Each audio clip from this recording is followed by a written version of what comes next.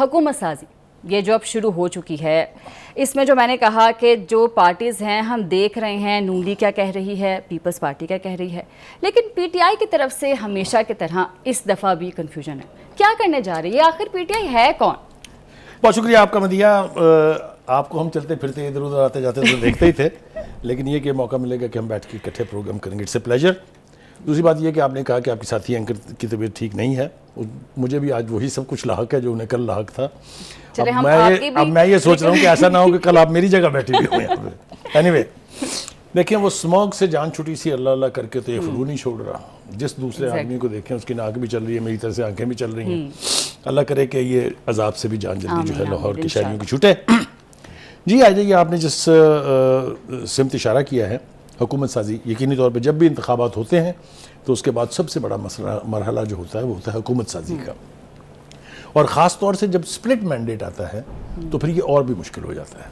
اگر تو clear majority کسی کو مل جائے تو پھر تو کچھ نہیں. جس طرح پنجاب میں اب صورتحال ہے، آپ دیکھ رہی ہیں کہ مریم نواز کی اگر واقعی she is going to be the chief minister تو ان کا راستہ ہموار ہے، because they have got the largest number of seats. ٹھیک ہے جی. مگر سینٹر میں ایسا صورتحال نہیں ہے. دیگر دو صوبوں میں بھی صورتحال بالکل واضح ہے. سندھ میں دیکھیں تو پیپلز پارٹی کی سویپنگ میجورٹی ہے. یہی حال کے پی کے میں انڈیپینڈنس کا ہے. اگر ہم جرأت کر کے کہیں کہ پی ٹی آئی کا ہے تو کوئی خرابی نہیں ہے. مگر سینٹر جو ہے وہ کہتے ہیں نا کہ راج کس نے کرنا ہے، لیجسلیشن کس نے کرنی ہے، اکانومی کے معاہدے کس نے کرنے ہیں، انٹرنیشنل انسٹیٹیوشن سے ڈیل کس نے کرنا ہے، تو وہ ہے مرکزی حکومت.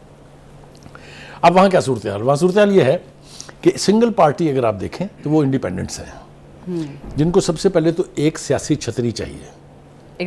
جمہوریت میں انڈیپینڈنٹس ڈائریکٹلی بیٹھ کے نہ پرائم منسٹر الیکٹ کر سکتے ہیں نہ کوئی اور کام کر سکتے ہیں. اس کے لیے کسی نہ کسی پولیٹیکل پارٹی کا کور ہونا ضروری ہے. ان سے چونکہ سپریم کورٹ کے ذریعے بلہ بھی چھن گیا تھا اور ان کی شناخت بھی چھن گئی اوبویسلی الیکشن رولز کے تحت.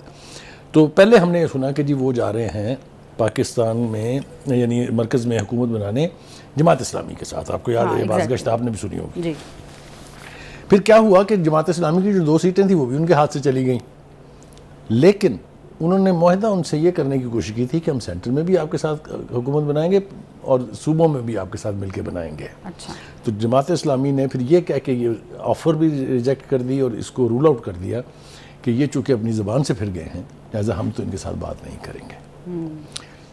دوسرا جناب علامہ ناصر صاحب کی پارٹی جو ہے وہ پریڈومیننٹلی شیعہ آرگنائزیشن ہے، لیکن انہوں نے بھی اعلان کیا کہ ہم ویلکم کرتے ہیں، ہم پی ٹی آئی کے ساتھ چلنے کے لیے تیار ہیں. لیکن پھر ایک تیسری درفنتنی چھوڑی گئی کہ نہیں جناب ہم تو پارلیمنی جو پاکستان تحریک انصاف پارلیمنٹیرینز ہیں ہم ان کے ساتھ مل کے کام کریں گے. اصل میں کیا ہوگا یہ تو ابھی بہت دور کی بات ہے، لیکن 2-3 باتیں کرنا جو ہے وہ بہت ضروری ہے. ایک کہتا ہے ہم پیپلز پارٹی سے گفتگو کریں گے، دوسرا کہتا ہے ہم تو نہیں کریں گے. ایک کہتا ہے ہم مولانا فضل الرحمان کے ساتھ رابطہ کریں گے، تیسرا کہتا ہے کہ جناب ایسی تو کوئی بات ہی نہیں ہوئی ہے. لیکن الٹیمیٹلی اب صورتحال یہ ہے کہ مولانا فضل الرحمان صاحب کے گھر پہ انہوں نے اپنے رفقا کا اجلاس بلا لیا ہوا ہے، جس میں حمداللہ صاحب شامل ہیں، حافظ عبداللہ اور غفور حیدری صاحب. تو میرا خیال ہے ہماری گفتگو کے دوران ہی کسی وقت شاید یہ رابطے جو ہیں وہ ہو جائیں گے، کیونکہ پی ٹی آئی نے بھی اب تصدیق کر دی ہے کہ ہم ان سے بات چیت کرنے جا رہے ہیں. اچھا بڑی انٹرسٹنگ بات ہے، سوری میں آپ کی بات کاٹ رہی ہوں، کہ گوہر علی خان صاحب جو ہیں وہی تردید کر رہے ہیں اور پھر وہی ملاقات کے لیے بھی جا رہے ہیں. میں نے کہا نا کہ تردید پر ہیں. بالکل آپ نے ٹھیک کہا، ایک عجیب کنفیوژن ہے اور اس کی بنیادی وجہ جو ہے وہ ہم ناظرین کے ساتھ شیئر کر لیں تو انہیں بھی بات سمجھنے میں آزادی ہوگی. یہ تاثر ہے کہ پی ٹی آئی کے اندر کئی دھڑے ہیں. ایک وکلاء کا دھڑا ہے، ایک وہ جو سینئر لیڈرشپ تھی جو اس وقت غائب ہے جن کے نام اب مختلف عہدوں کے لیے لیے جا رہے ہیں، اور ایک وہ جو باقیات ہیں جن میں علی گوہر صاحب ہیں، جن میں حسن کیسر صاحب ہیں وغیرہ وغیرہ. تو 3 دھڑے مختلف قسم کی باتیں کر رہے ہیں. ہر ایک اپنی قوت یہ دکھا رہا ہے کہ مجھے تو خان صاحب نے کہا ہے. ٹھیک ہے جی.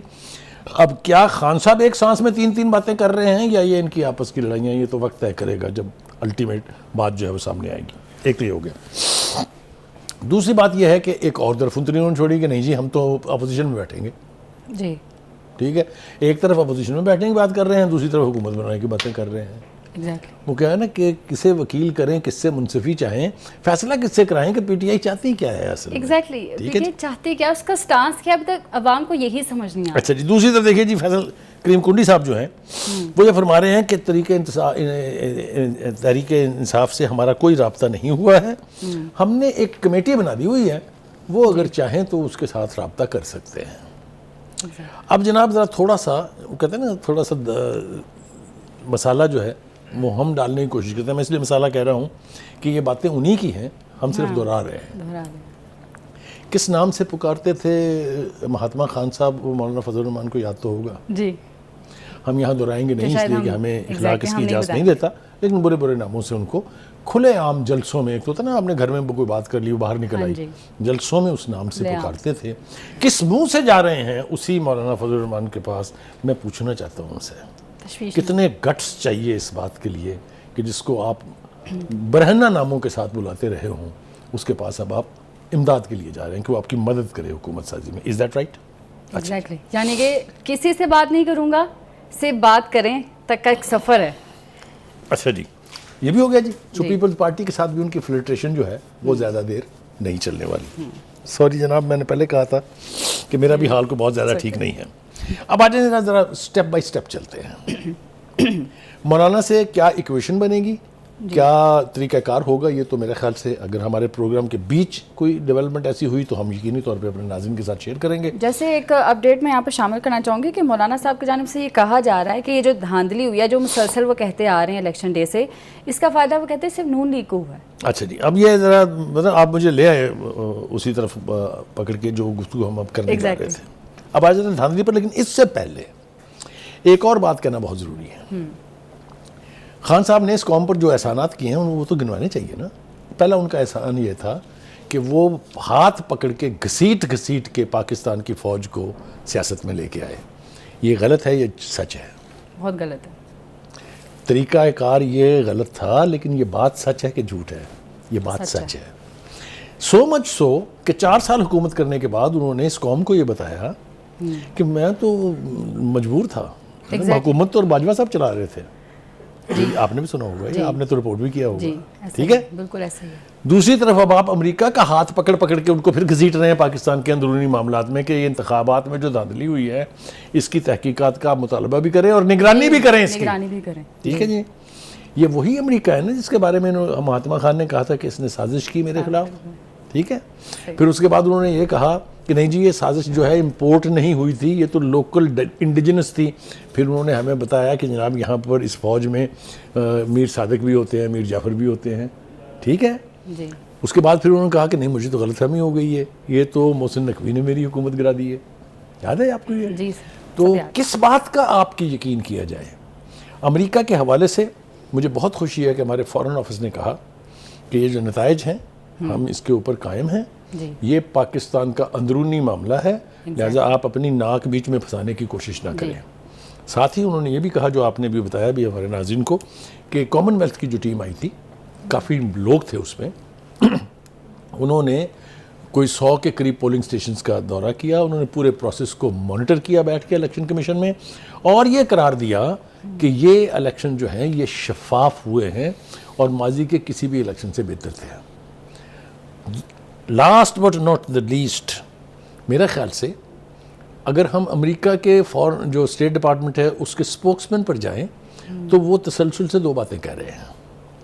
ایک تو وہ یہ کہہ رہے ہیں کہ جی ہمیں تشویش ہے، یہ ایک جنرلائز اسٹیٹمنٹ ہے، لیکن وہ اسی سانس میں یہ بھی کہہ رہے ہیں کہ جو بھی حکومت بنے گی ہم اس کے ساتھ بیٹھ کے مل کے کام کرنے کے لیے تیار ہیں۔